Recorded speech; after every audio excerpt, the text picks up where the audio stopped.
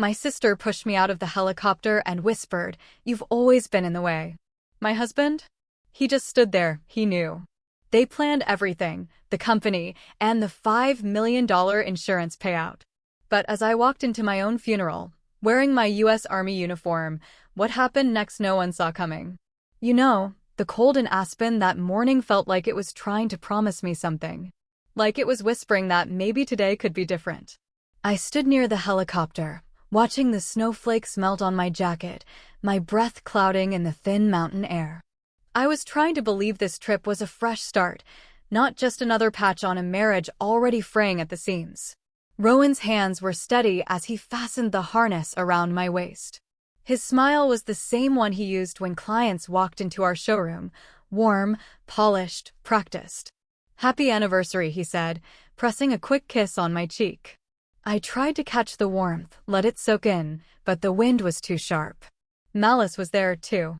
Her perfume strong enough to drown out the pine in the air as she hugged me tightly. "You deserve this day, Harper," she whispered. Her words were warm, but her eyes shifted away too quickly as she stepped back. Her hair was perfect. Her lipstick a deep red that made her teeth look impossibly white when she smiled for the camera she was already holding up. The blades began to turn, chopping the air, pulling at the curls I hadn't bothered to tame that morning. I climbed in, settled into the seat, and glanced back at Malice and Rowan as they slid in beside me, their knees brushing, their smiles aimed everywhere but at me. The pilot gave a thumbs up, and with a shudder, we lifted off. There's something about seeing the world from above that always made me believe in possibilities. The trees below were dusted in white, the rivers like threads of silver weaving through them. I wanted to believe this was a step towards something better. Rowan's hand brushed mine on the seat, and for a second I felt like maybe, just maybe, we could fix what was broken. But Malice glanced over her shoulder at me, and there was nothing warm in her eyes. I turned away, focusing on the view, pretending I hadn't seen the cold calculation there. The betrayal in the sky, the helicopter banked left, giving us a sweeping view of the mountains, and Malice lifted her phone, turning it toward Rowan and me. "Smile for the family, Harper," she said, her voice bright. Too bright. She leaned in closer, angling the camera, her hair brushing against my cheek. I tried to smile, but Rowan's face was a mask, unreadable, his eyes not quite meeting mine. My stomach tightened as I forced the corners of my mouth up. A hollow performance. The engine's hum was a steady beat in my chest, masking the thudding of my heart as Malice moved closer, closer than she needed to for a photo. Her phone dropped to her side, her lips near my ear. "You've always been in the way," she whispered. It took a second for the words to land, a second for me to process the coldness in her voice before her hand pressed against my shoulder. I saw Rowan, arms crossed, leaning back, his face blank. He didn't move. He didn't even flinch. I wanted to scream, but the wind tore it from my throat as Malice shoved, and the world tilted violently. I saw her red lipstick curve into a small, satisfied smile as I fell backward. The white of the snow and sky swallowing me as I tumbled, the rotor's roar turning into a dull thump, thump, thump that matched the panic in my chest. The air was sharp against my skin, my hair whipping across my face as I fell. Time fractured. A memory of my mother's hands braiding my hair before my first day at school. The glow of the open sign at the shop I built from nothing. Rowan's voice telling me, "Trust me, Harper. We're in this together." Trust. What a pretty lie. Branches blurred below me, and instinct screamed louder than fear. I reached, praying, hoping, clawing at the air until fingers scraped against a thick branch. Pain exploded through my arm as I caught it. The force wrenching my shoulder, something snapping, hot, and bright. But I stopped falling. I hung there, gasping, pain lancing through every breath as the world finally went silent, except for the rasp of snow falling from the branches above. The helicopter was gone, just a dot in the sky now, carrying away the people who had decided my life was worth $5 million. I pulled myself closer to the trunk, every movement a wave of agony, my vision blurring as blood dripped from a cut on my temple. I didn't cry. There was no room for tears, only breath, only survival. Snow soaked into my jeans, numbing the pain in my legs as I leaned my head back against the rough bark, closing my eyes for a moment, letting the cold crawl over me like a blanket. I wanted to sleep, to let it all fade, but the words came out soft, raw, a promise to no one but myself, not today. The fight for survival, I forced myself to take inventory. Breath fogged in the air as I pulled in small, sharp gulps. My right leg was bent wrong, a bolt of pain shooting up whenever I tried to shift. My shoulder hung low, useless, but still there. My fingers trembled as I pressed them to the ground, feeling for something solid to grip, whispering words my mother used to say when the world closed in. "You don't get to quit, Harper." Slowly, inch by inch, I pushed up, the icy ground biting into my palms. The cold seared the cuts on my face, waking up every nerve that wanted to shut down. I saw a fallen branch within reach, thick enough to hold my weight. Rolling onto my side, I pulled it toward me, ignoring the tears that blurred my vision. It wasn't crying. It was pain leaking out. I pressed the branch into the snow, testing it, and forced myself to stand, leaning my weight onto it as a makeshift crutch. The bone in my leg screamed, but I ground my teeth and moved anyway. One step, then another. The world was too bright, the snow reflecting sunlight that felt cruel as it burned into my eyes. But I kept moving, focusing on the sound of the crunch beneath my boot with each staggered step. Hours passed, or maybe it was only minutes. Pain twisted time until all I knew was the next step and the next breath. The wind cut through my jacket, slicing through to the sweat that chilled on my back. I told myself to keep moving, that if I stopped, I'd never get up again. That was what Malice and Rowan were counting on, wasn't it? A shape appeared in the distance, low and half swallowed by the snow drift. At first, I thought it was a hallucination, but as I limped closer, it sharpened into a small trapper's cabin. The windows crusted with frost, the porch buried in snow. I dragged myself forward, every breath a growl, until I reached the door, hammering on it with the last of my strength. No one answered. I checked the knob and found it unlocked. The door creaked open to a gust of warmer air inside. The cabin smelled of old wood and stale smoke, but it was shelter. I stumbled inside, the door falling shut behind me, and dropped to my knees, shaking. My eyes scanned the room, finding a wood stove in the corner, a stack of blankets, and a dusty first aid kit on a shelf. I crawled over, dragging the kit toward me, pulling out bandages with trembling hands. As I wrapped my leg and tied a makeshift sling around my shoulder, memories flickered, unbidden, warm and sharp. Malice as a child, curling against me during storms. Whispering, "Don't leave me, Harper. Promise you won't leave me." Her tiny fingers gripping mine, her eyes wide with fear. She used to be afraid of thunder. I used to hold her until she fell asleep. I swallowed the lump in my throat, forcing my hands to keep working. That same girl who used to beg me to stay had just tried to throw me out of her way permanently. The sting of betrayal burned deeper than the wounds. A crackle broke the silence, and I turned my head toward an old radio on the shelf, its red light blinking. Static hissed. Then a voice cut through, rough and clipped. Woman presumed dead, body unrecovered, presumed fatal fall near the ridge. My name followed, clear and heavy in the stale air of the cabin. They had already filed me as gone, erased me as easily as crossing out a line on a page.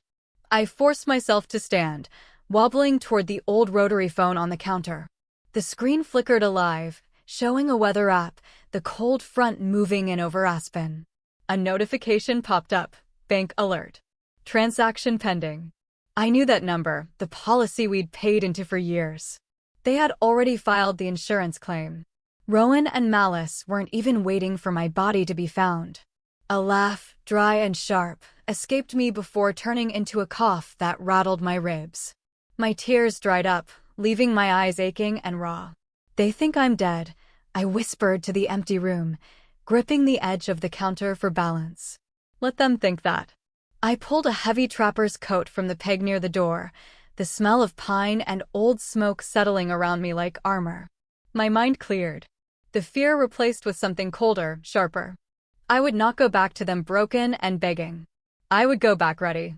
Vera's voice came to me then, clear as if she stood beside me, Call me if the world burns, Harper. Vera, my old partner, who knew how to fight the kind of battles that didn't leave bruises on the skin, but shredded everything else. I needed to get to her, to someone who would believe me before Rowan and Malice could bury me for good. I found a pair of old ranger boots by the door, stiff but usable.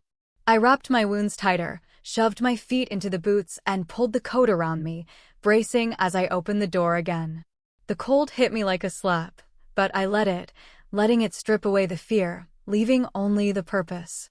The will reading, a calculated deception. The sun had barely burned through the mist clinging to Yale's historic stone walls when I took my seat at the edge of the back row. The graduation banners flapped in the spring breeze, and the brass band's bright fanfare cut through the murmurs of parents, trustees, and deans in tailored suits. I was invisible here, and I had come to expect that. Returning from the base in Colorado, I hadn't told anyone I was coming. I hadn't told anyone I had been promoted either. It didn't matter. Not to them. Sophie stood on stage in her crimson honor sash, blonde curls bouncing as she laughed into a professor's hug. My younger sister, the perfect daughter, the golden child.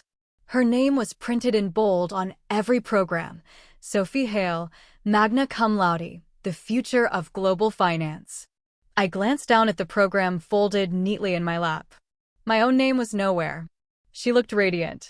My mother, Evelyn, cooed from a few rows ahead, loud enough for nearby rows to nod along.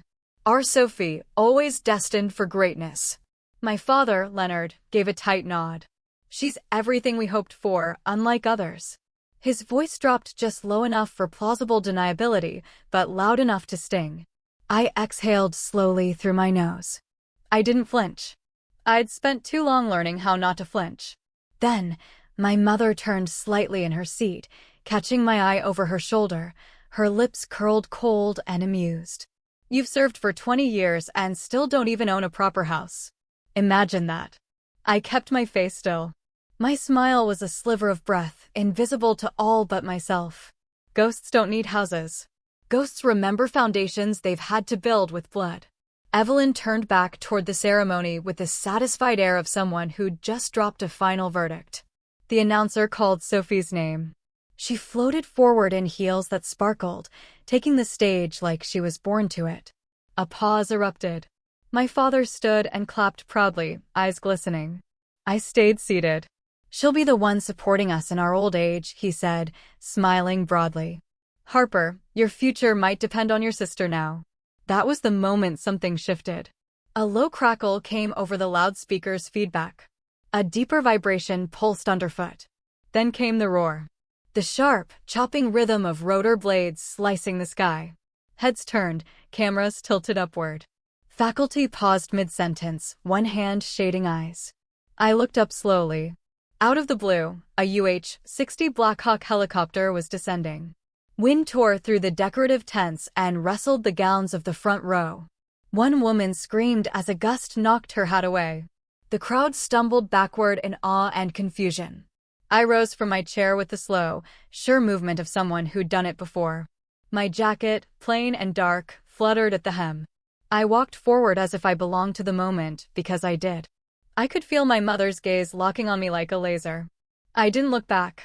The helicopter settled into the center of the quad, blowing grass and confetti everywhere. Its side door flung open.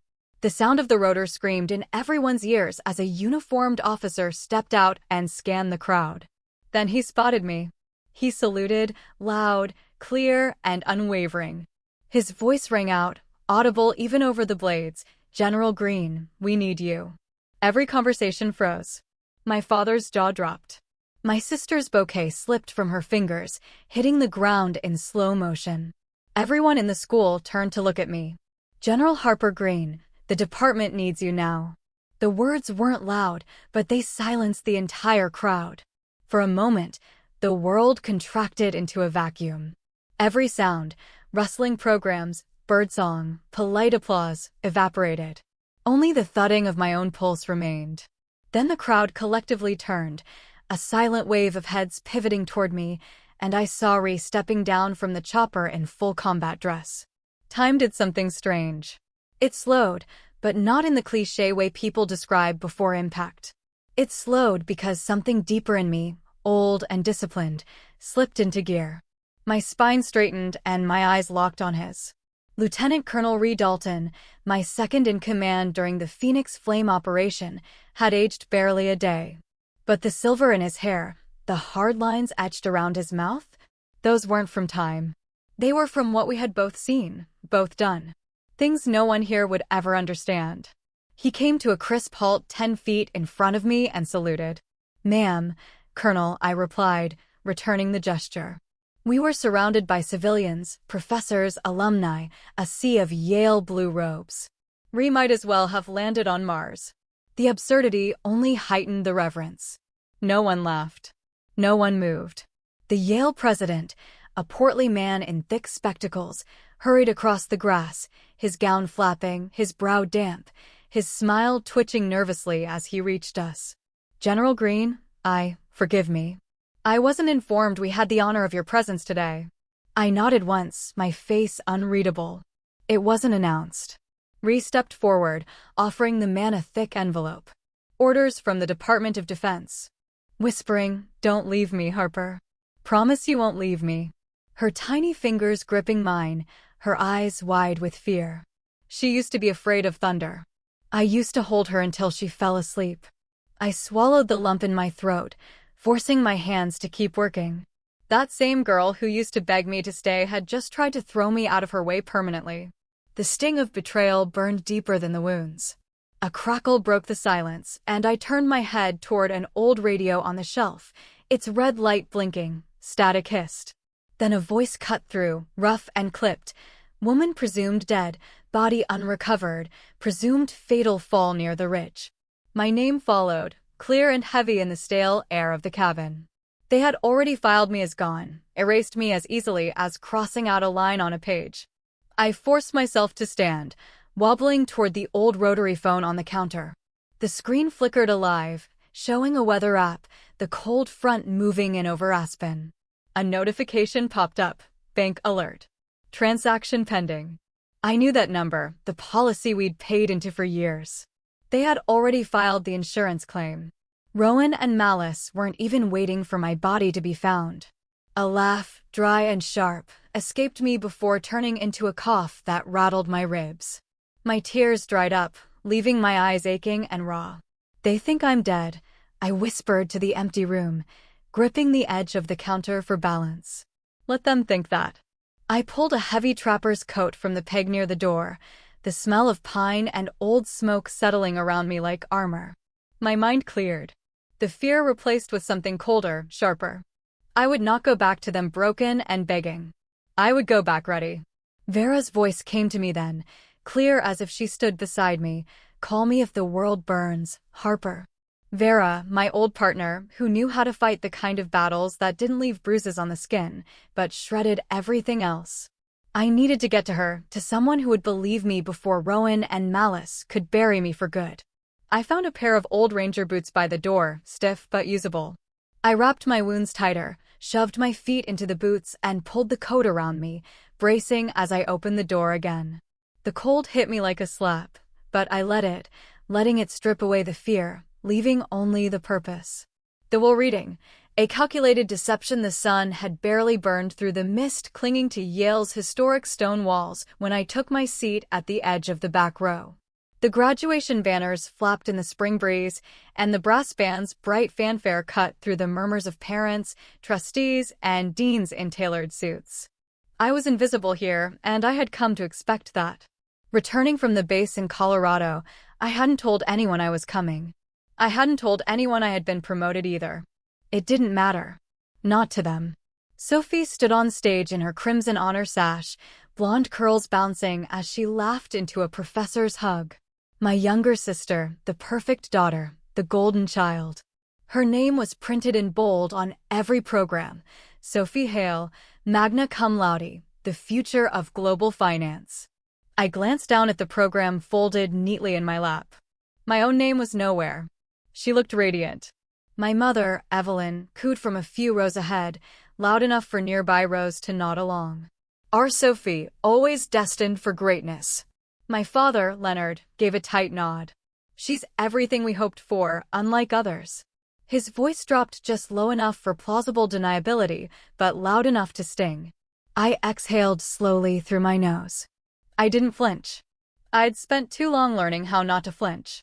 Then, my mother turned slightly in her seat, catching my eye over her shoulder, her lips curled cold and amused.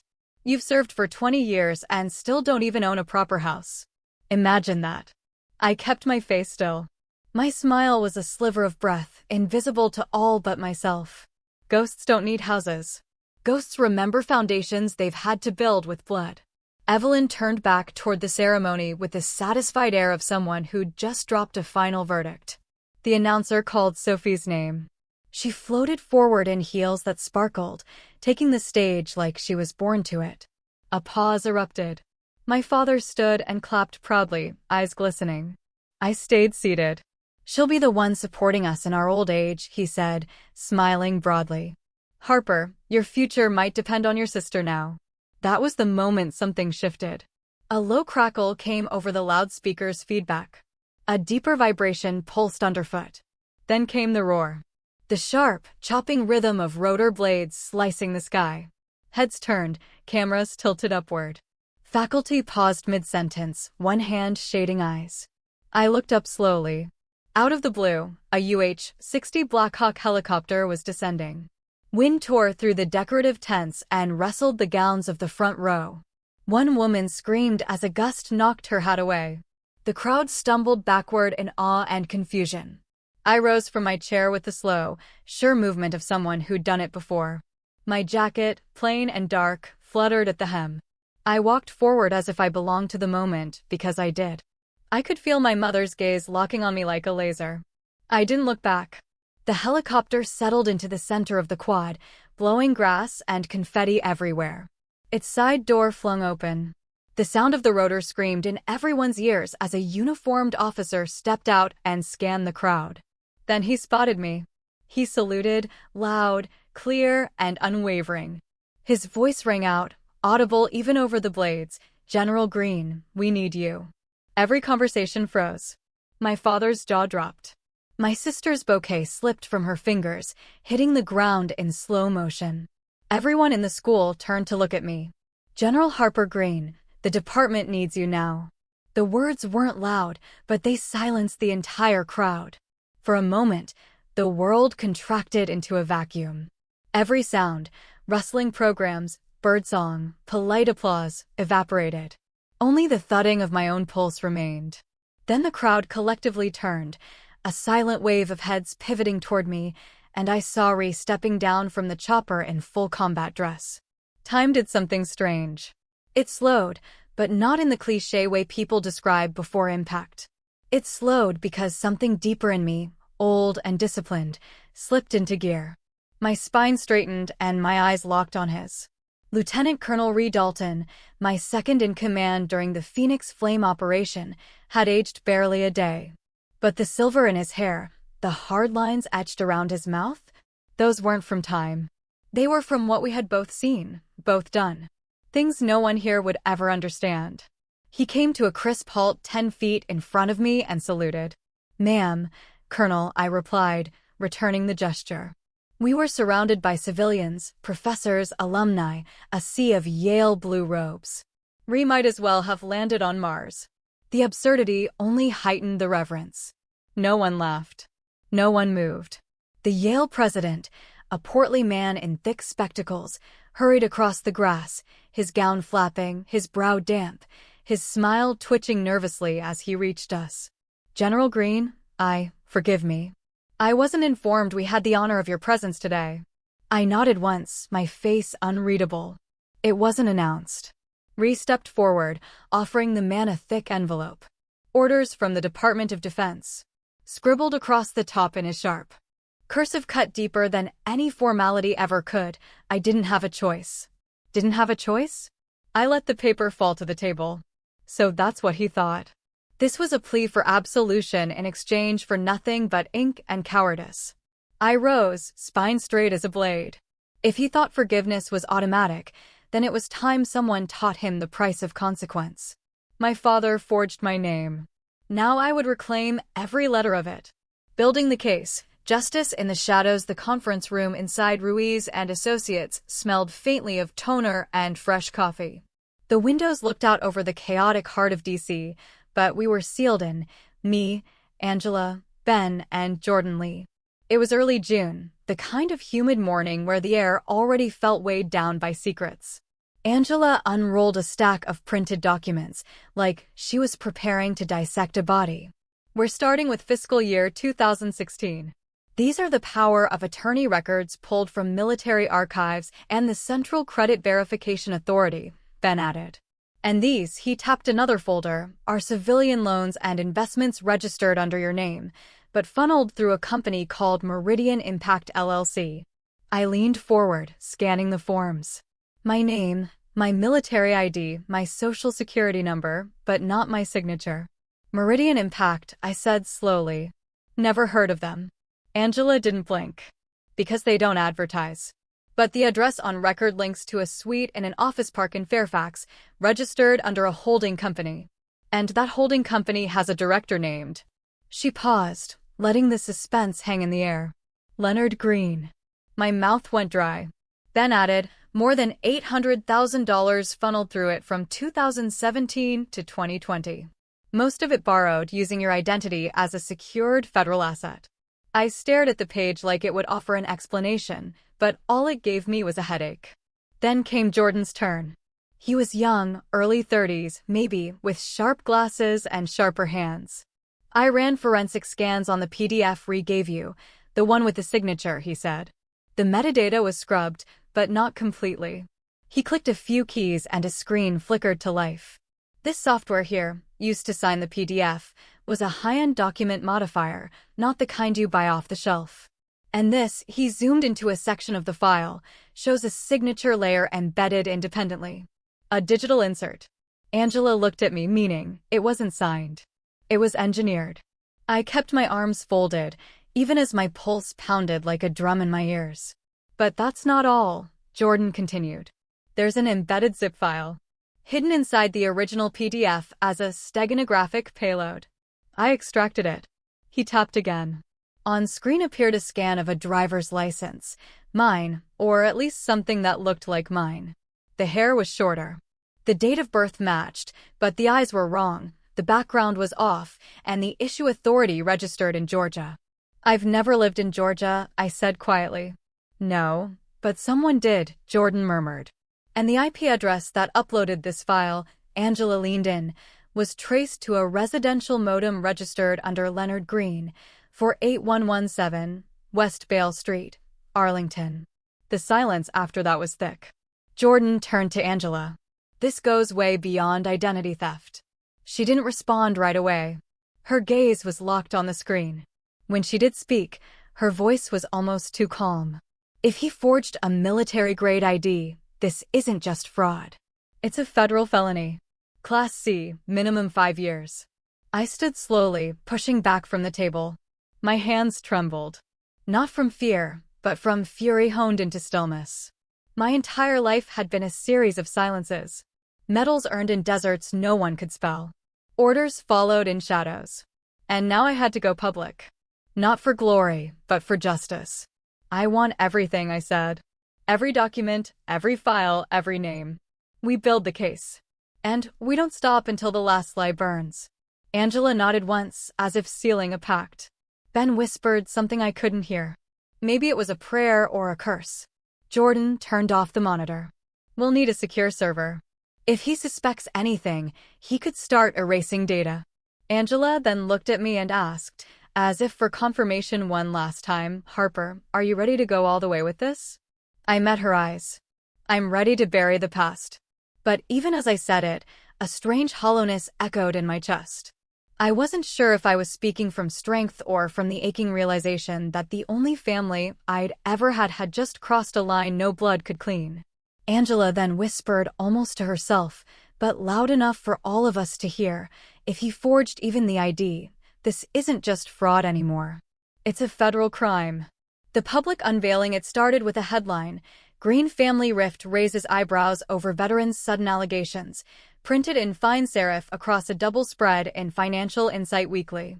Someone had slipped the story in between columns on economic recovery and corporate board appointments. But I saw it, and so did half the city. The article was laced with terms like unsubstantiated claims, family dispute, and a former military officer whose allegations coincided suspiciously with a state restructuring. They didn't use my name outright, but it didn't matter. The photo did that for them. A cropped image from my Yale appearance, the moment I stepped toward the helicopter. Sharp uniform, cold stare, the kind of picture that begged for controversy. Angela tossed the magazine onto the conference table. This was deliberate. I scanned the byline. Maxwell Denton. Financial gossip masquerading as analysis. Guess who Maxwell used to go strike for? Angela continued, her tone bitter. One of Leonard's old business partners, a man who handled press for Green Asset Holdings back in 2014. My throat tightened. So this is how he plays now. Angela gave a short nod. Distraction, discredit, delay. That same afternoon, Sophie showed up outside my apartment. No text, no warning. She just appeared, standing rigid in a navy pencil skirt, her arms crossed like armor. You started this, she asked, holding the magazine like a weapon. I told the truth. She stepped closer. Mom said you were spiraling. That you're trying to drag us down with you. I didn't believe her until now. Sophie, I have proof, documents, testimony. Then why leak it like this? She snapped. Why try to ruin Dad's reputation in front of the world? My voice shook, but not from fear. I didn't leak anything. But maybe it's time someone did. She blinked, thrown for half a second. He built everything we have. Everything you wear, the house we grew up in, the education we got, he built it using my name. I snapped. And he's using you to bury the fallout. Sophie faltered. First he forged my identity, I said, each word a blade. He impersonated my clearance. And now he's trying to paint me as unstable to cover it up. Silence stretched between us. She didn't storm off, but she didn't stay either. She left the magazine on my steps. 2 days later, I was summoned by the Alliance of Distinguished Veterans. Not a courtroom, not a military tribunal, but it felt just as sharp. 3 decorated members, gray-haired, stiff-spined, sat across from me in a wood-paneled room near Arlington. We're receiving inquiries about your conduct, General Green, one of them said. Concerns about the integrity of your record. I'm not here to defend my record, I said. I'm here to defend my identity. They exchanged glances. Another man added, there's discussion in the community. Rumors, allegations. We'd like you to clarify them before they gain traction. I inhaled slowly. My file is clean. My deployments are verified. My clearance is documented. What's not clean is what's being done in my name by someone who shares my blood. They didn't nod, but one of them said softly, this is a dangerous path, General. Are you sure you're prepared to walk it alone? I wasn't. Not entirely, but I left with my head high. That night, I stared at the spread from the magazine again.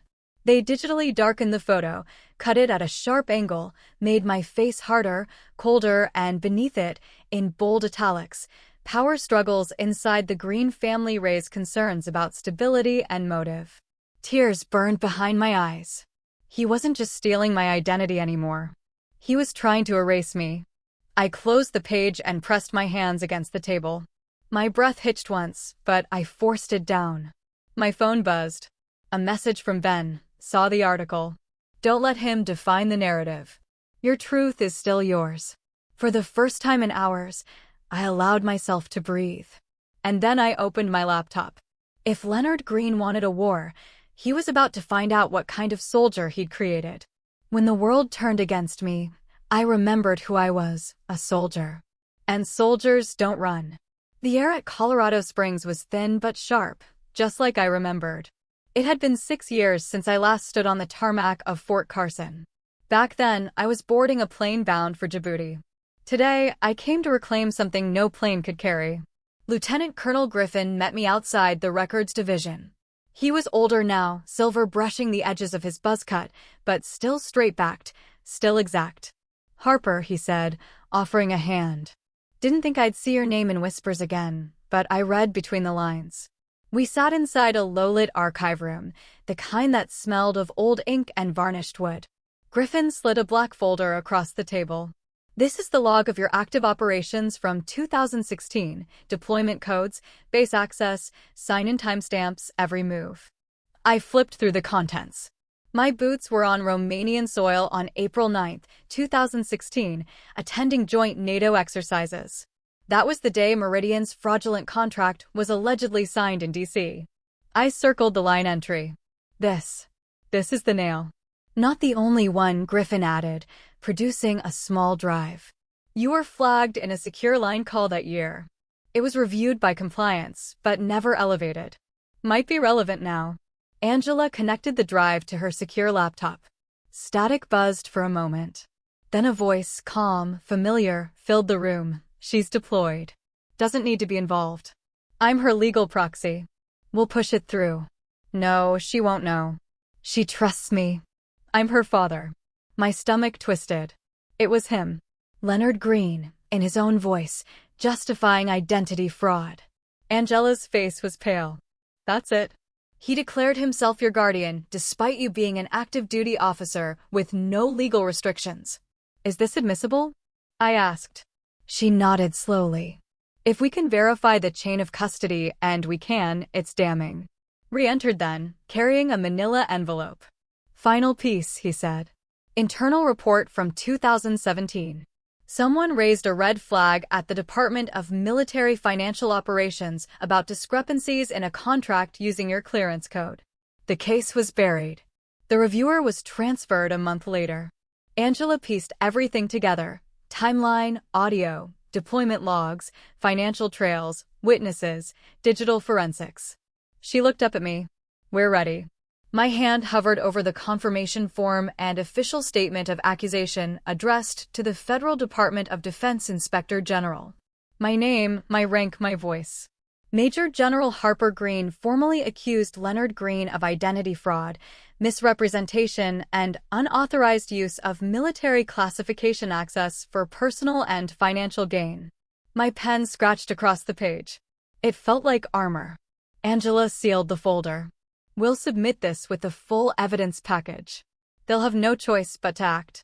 Just then, her phone buzzed. She picked it up, listened, then nodded sharply. They've agreed. The case will be heard publicly at the Federal Civil Review Board in D.C. Angela met my gaze. July 14th. That was less than 3 weeks away, she added, quieter now. And he'll be required to appear under subpoena. I closed my eyes, letting the weight of it settle. 7 years of silence, of wondering if I was crazy, of questioning my worth to the very people who raised me, now condensed into one date. My fingers curled into fists. This wasn't just about reclaiming my name anymore. It was about making sure no one ever carved theirs into me again. I didn't need their validation, but I would make them witness the truth. The federal hearing room was colder than I expected. Not by temperature, but by tone. Beige walls, frosted glass, dull carpet, and a solemn circle of authority. There were no sweeping gestures or raised voices here, only the quiet echo of consequence. Angela adjusted her lapel mic.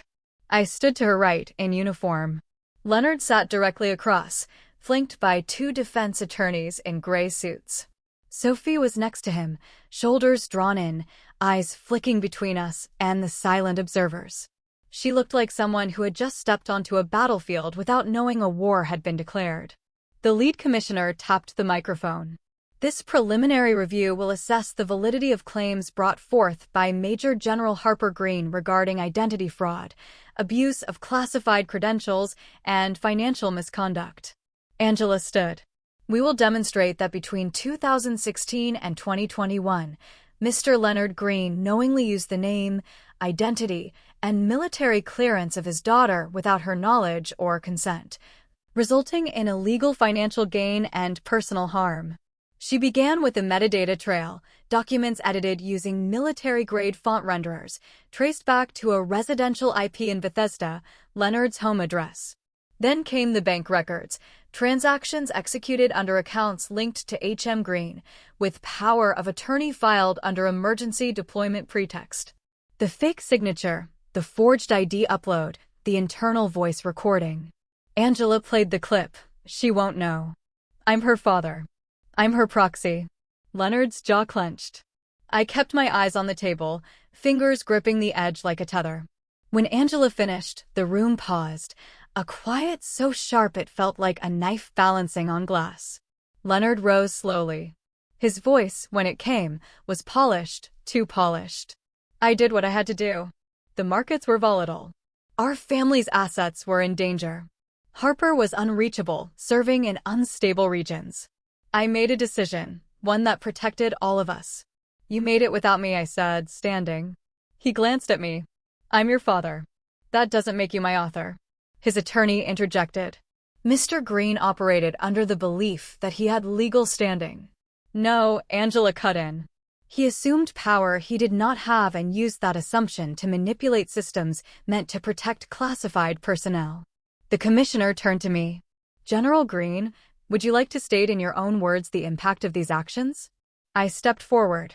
When I returned from deployment, I expected home to be a place of rest. Instead, I found my name carved into files I never touched, debts I never approved, and decisions I never made. My voice didn't shake. My clearance wasn't just a badge. It was a trust. And he used that trust to gamble, to deceive.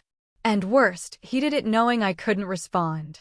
Because I was overseas, in uniform, serving the country he used as a shield. Sophie's gaze had dropped to the table. Angela handed over one final document. This account, she said, was opened under the name Harper M. Green, but lists Sophie as the sole secondary beneficiary. It was funded by siphoning money from the original Meridian contract. Leonard's mouth opened, but no words came. Sophie blinked. She looked at the page, her name typed beneath mine. No mistaking it. You used me, she whispered, turning to him. He didn't deny it. The commissioner made a note. The session will reconvene in 72 hours for final recommendations. Until then, all parties are instructed not to discuss proceedings publicly. The gavel dropped, chairs creaked, lawyers murmured, reporters scribbled.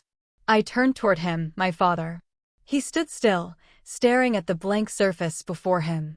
You didn't just betray me, I said softly but clearly. You turned me into a tool, into leverage, into a name you could sign and discard. He didn't reply. But for once, he didn't look away either. He tried to erase me with a pen. I wrote myself back with truth.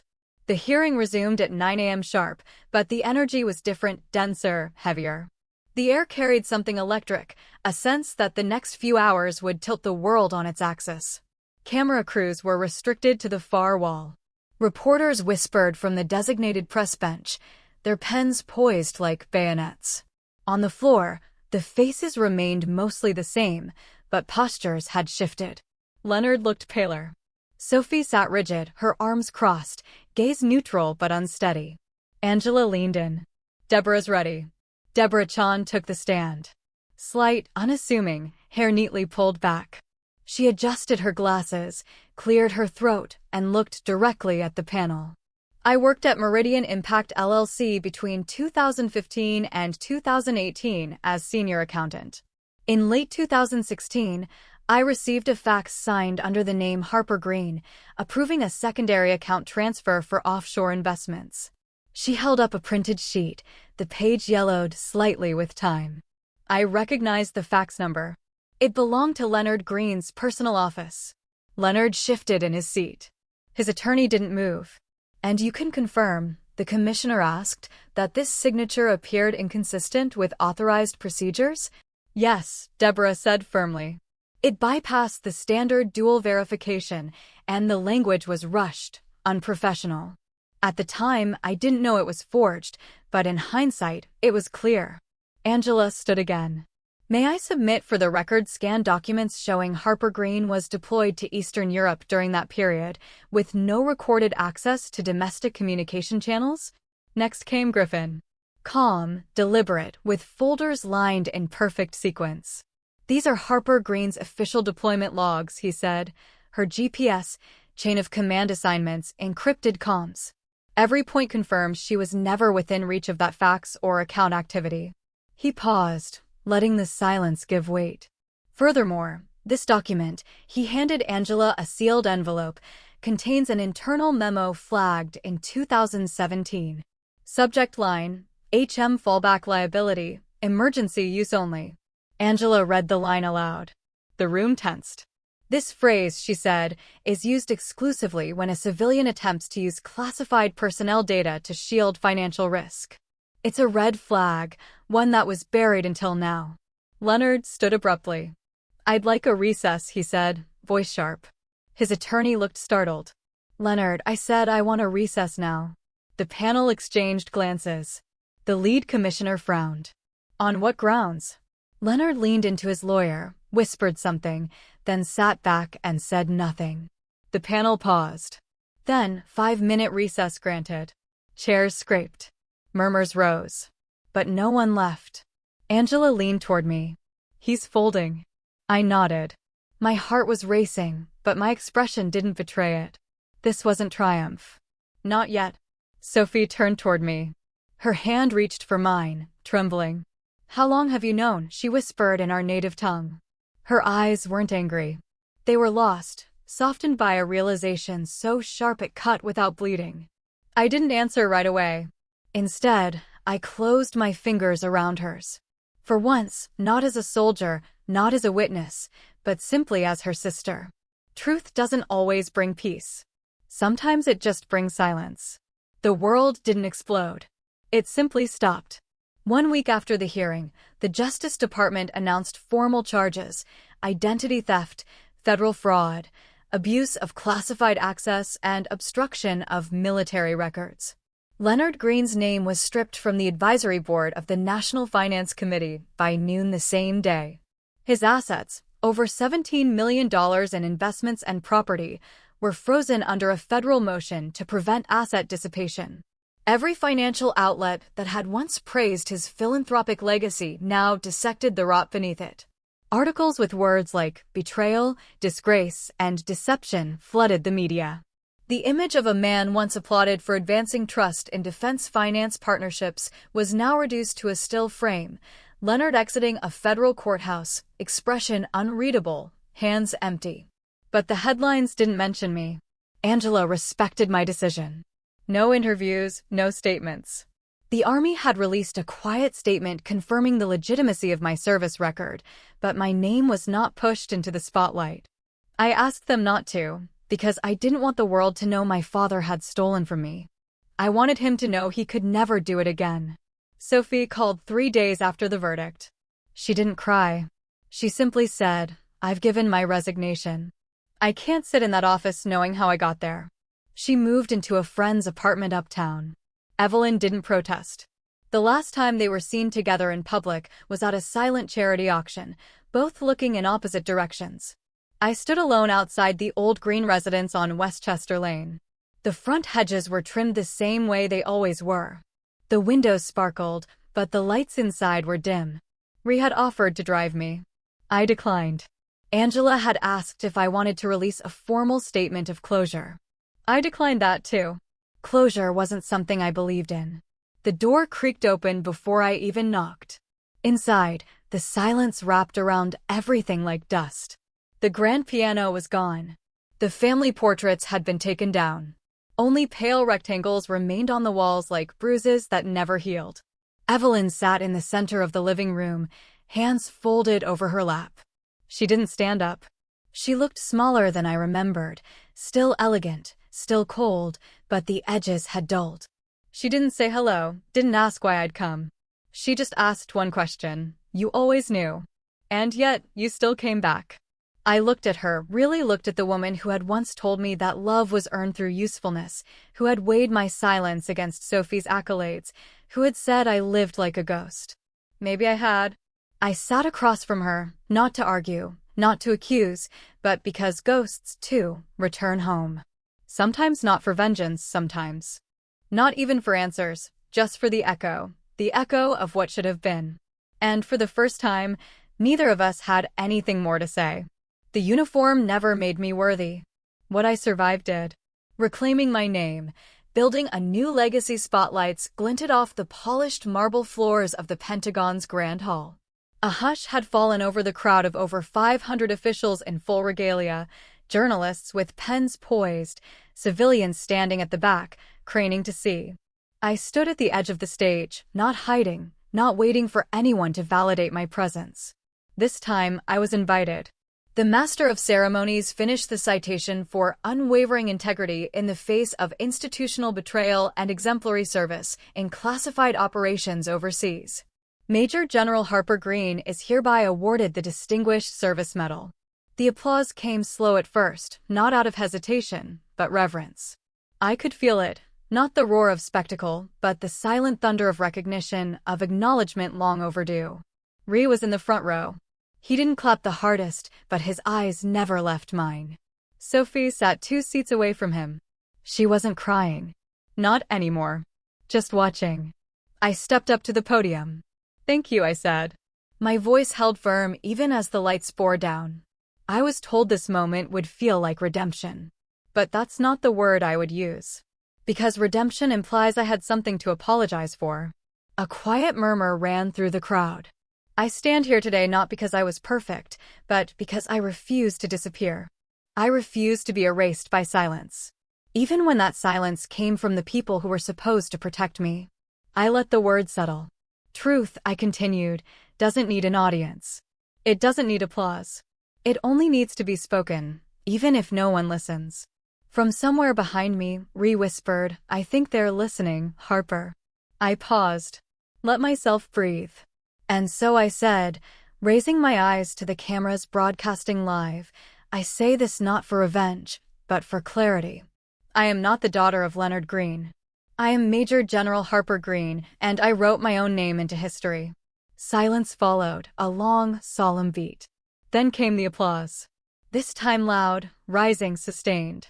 Angela met me at the side of the stage. Her face was soft, tired, proud. She leaned in. "So what now? What about family?" I looked past her, past the crowd, toward Ree, toward Sophie, toward the memory of those who didn't make it back. And I smiled lightly, but fully. "Family," I said, "is something I'll rebuild from the people who never betrayed me." Later that night, I sat alone in the small office they'd assigned me for the ceremony. On the desk in front of me was a simple wooden box. Inside, next to the medal, I placed a photo, creased at the corners, faded with time. My unit, Phoenix Flame, those who never got their medals, who never got their names spoken aloud. I placed the medal beside that picture and closed the box. Justice had come, late, imperfect, but enough. And I was no longer a ghost. A new foundation. They used to call me a burden. Now I sign appointments with the same name they once tried to forget. The office smelled of fresh paint and polished wood. Sunlight filtered through the tall windows, casting long golden lines across the sleek surface of the desk. A new brass nameplate gleamed at the center, Major General Harper Green. I ran my fingers lightly along its edge. It felt surreal, like stepping into someone else's shoes, until I reminded myself, no, these are mine. I built them from the ground up. Marcus leaned against the doorway, arms crossed, watching with a half smile. "Fits you better than your old barracks," he said. I smiled back. "It better. Took me 20 years to earn this square footage." "Command has finalized your portfolio," he added, handing me a thick folder. "Senior Ethics and Honor Advisor. Full discretion policy. Direct access to the Pentagon chain." I flipped through the pages, nodding. It wasn't the power that interested me. It was what the title meant. I was no longer someone people tolerated. I was someone they consulted.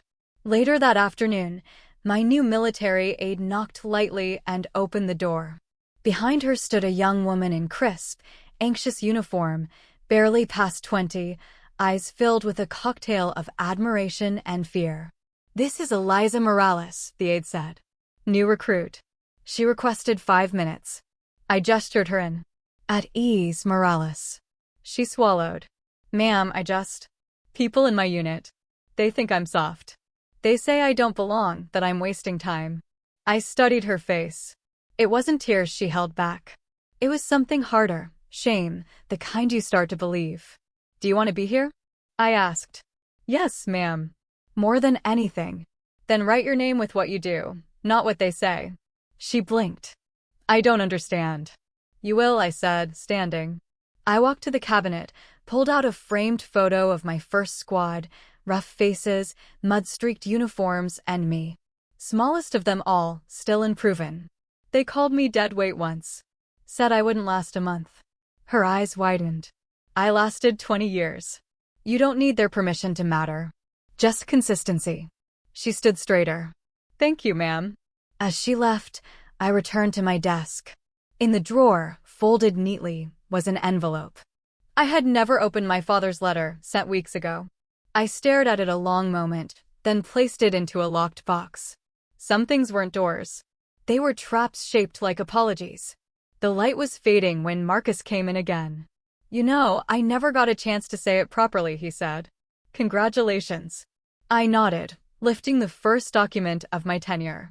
It was a directive for ethics training reform, one that would reach every base nationwide. I picked up the pen. The weight of it wasn't heavy. It was earned. By order of Major General Harper Green. As the ink dried, I glanced at my calendar. A red marker circled the date for my first official visit next Tuesday. Location: Fort Holston, the base where I'd once spent nights writing letters home that were never answered. The place where I first saluted and was ignored by the senior staff because I didn't look like a soldier. Now I was going back as their superior. I closed the folder and leaned back in my chair. No applause, no cameras, just the quiet satisfaction of a name signed without flinching. I was going back not to ask for space, but to take it. There are doors you don't need to close because you've already walked beyond them. The base looked smaller now. Not because it had changed. Same gravel path, same red clay stains on the lower bricks, but because I had changed. Time did that. So did truth. I stepped out of the Jeep, boots hitting the ground with a dull thud. The wind carried faint echoes of marching cadence from the far end of the field. I stood still, watching the new recruits run their drills. Formation slightly off rhythm, still learning itself. Once I stood where they stood, trying to blend in, afraid to be seen for who I really was. Now I stood apart, not above, just steadier. Eliza spotted me first. She jogged up, a little out of breath, saluted sharply. Ma'am. At ease, Morales, I said with a nod. How are they treating you? Better, she admitted. Still rough, but I remember what you said. Every time someone doubts me, I double-check my own faith instead of theirs. That's a good place to start. We walked together to the edge of the field, watching the drills. Her hands fidgeted at her sides, nerves flickering under the surface.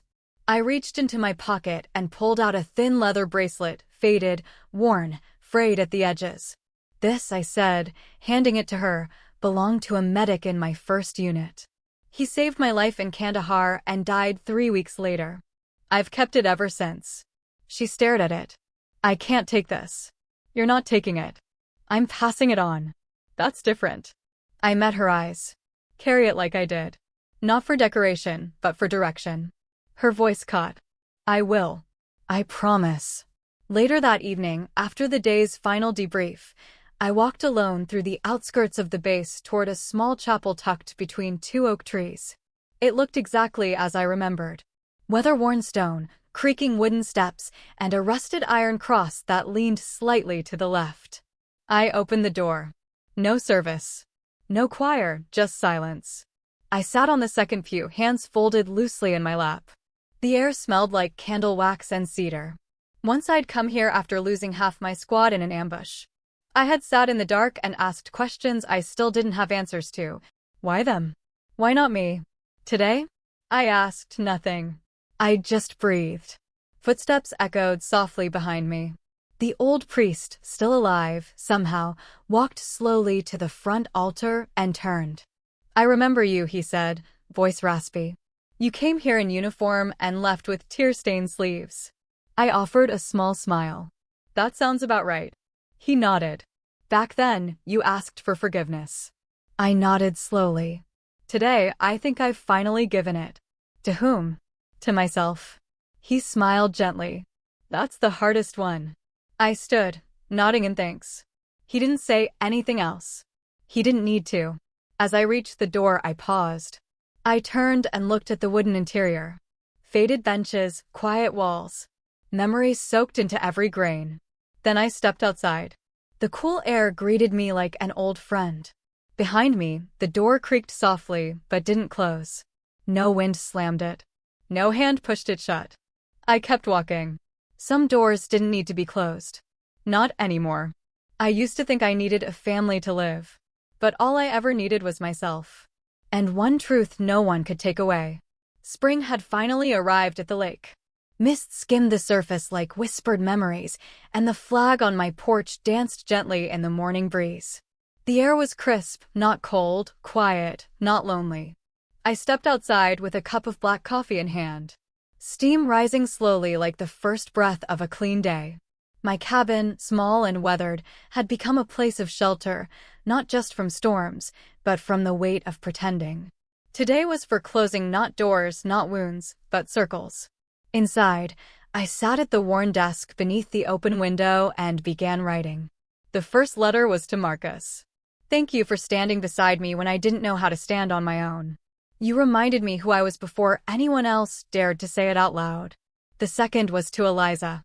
That bracelet never really belonged to me. It belonged to the person who needed to carry it next. Carry it with courage. Carry it until you meet someone who needs it more. I sealed the envelope slowly, hand steady, heart lighter than it had been in years. My phone buzzed on the desk. A photo from Eliza. She stood in full uniform, fresh from graduation. Her posture proud, her eyes lit with something deeper than joy, resolve. On her wrist, the bracelet still worn, still strong. I smiled. A few minutes later, another ping. A video message from Marcus. The frame opened his grinning face. General Green, he said, mock formality in his voice. You've earned a dozen titles by now. But for what it's worth out here, you're more than just a decorated officer. You're the damn lighthouse that kept half of us from sinking. Don't ever forget that. I replayed the message once, then again. Not because I needed to hear it, but because this time I believed it. Later, I opened my journal, leather-bound, almost full now. I flipped past pages of doubt, of anger, of aching silence, and began to write something new. They never called me one of them. They never offered a place to sit or a name worth carrying. That's fine, because now I carry my own name, and I sit at a table of my own making. I paused, pen resting between my fingers. Near the edge of the desk sat the envelope, the one from my father, unopened, yellowing now, frayed at the corners. It had followed me through hotels, barracks, bases, and finally here. Today, I didn't need its contents. I took it outside. The wind was still gentle. The grass had a new sheen to it, kissed by dew. I lit a match. Flame touched paper. It curled and blackened, soft and soundless. No grand gesture, just release. Ash drifted up into the sunlight. Back inside, I stood in front of the mirror. My full uniform lay across the armchair. I put it on slowly, deliberately, each button a choice. Each ribbon a memory. When I looked up, something had shifted. My reflection stared back. Not as a stranger, not as a soldier in search of permission, but as a woman who had earned her place in every room, even the ones that had once shut her out. I let the silence settle around me, steady as breath.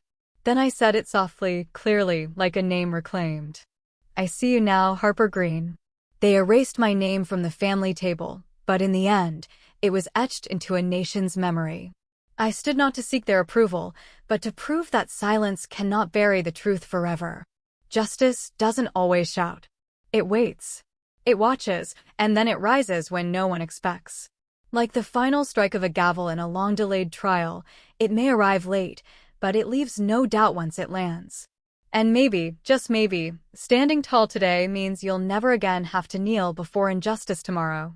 If this story hit home, drop a comment below. I want to hear your battles, your rebuilds, and your victories. And if you believe in quiet justice and legacies they can't erase, hit that like button and subscribe. Welcome to the fight. Welcome to the foundation.